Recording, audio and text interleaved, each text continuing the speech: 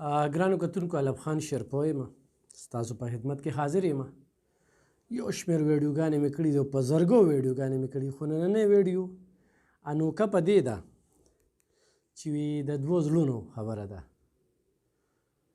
دا کومه زنانه چې ما سره ناسته ده، دی یو فریاد روړی دی او دې سیمې سره تعلق ساتي او د ډېر میاشتو راسي مسلسل په دې رابطه کې و. خو ما به سوچ کوه چې زه په دې څه ویم، ولې چې دا ویډیو کول ډېر ګران و، ډېر ګران و، اړخ یې راته نه دغه کېده. بیا چې ما کله ملګرو سره پرې سلام یې وکړه چې یاره دغه شانتې یو تور سرې ده او هغه ویډیو کول غواړي، او د ویډیو مقصد یې دا دی چې د دوی د یو هلک سره تعلق و. په دې دوران کې چې کوم دی نو کور کې هم پته ولګېدله، تر هغې چې سنت هم دی چې د جینۍ او د هلک خوښي وي او کور کې ووي نو په کار دا ده چې هغه رشتې وشي. ولې چې جینۍ او هلک په خپلو کې ژوند کوي، بل څوک خو نه کوي. خو بدقسمتۍ نه دلته کې زه تر ونیسي چې یاره تاله نه در کوم او دې بل له به ورکوم، او یا چې تاله در کوم نو دونه شرطونه ورته کېږدي چې هغه شرطونو کې هغه زوړ شي خو هغه رشته ونه شي. نو دغه شانتې دا زنانه چې کومه ده د دې هغه هلک چې کوم دی نو دې وخت کې په سعودي عرب کې دی. په سعودي عرب کې مزدوري کوي، خو دې نه بیا موبایل ورک شو. په موبایل کې چې کوم دی نو نمبر لاړه او بیا رابطې منقطع شوې. اوس دا وایي چې په څه چل باندې زمونږ رابطه وشي. نو دا زه هغه هلک چې کوم نوم دی شیرین نامې ده او په سعودي عرب کې دی، نو زه به د سعودي مسافرو ته دا وایم چې دا ویډیو د سره شیر کړي. ولی وی دو دل مل رہے ہے مگر چپکے چپکے، دو زړونو خبره ده. نو الله دې کي چې یو بل سره رابطه وشي په ټیلیفون باندې، یو بل سره خبرې وشي، د یو بل حالات معلوم کړي چې ته څنګه څه کار کوي.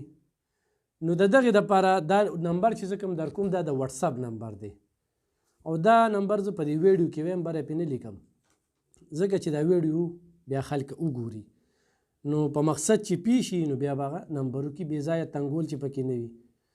په دې باندې صرف د وټساپ میسیج کېږي، نور کال پې نه کېږي.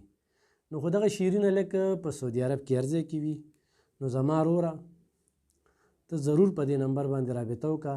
یقینا دا یو ډېر غټ قدم دی او ډېر غټ قدم دله پورته کوي چې تر دې وخته پورې څو کاله وشو دې منځ کې رابطې ونه شوې، خو پړه کې ستا خال معلوموي چې ته څنګه په کومو حالاتو کې. د هغې دپاره دغه نمبر چې کوم دی 0313 19 087 50 0313 19 087 50 په دې باندې چې کوم دی نو تاسو د دوی سره رابطه کولی شئ. ګرانو کتونکو بیا وایم چې ډېرې ویډیوګانې به خلکو هم کړي وي، خو ما هم کړي دي.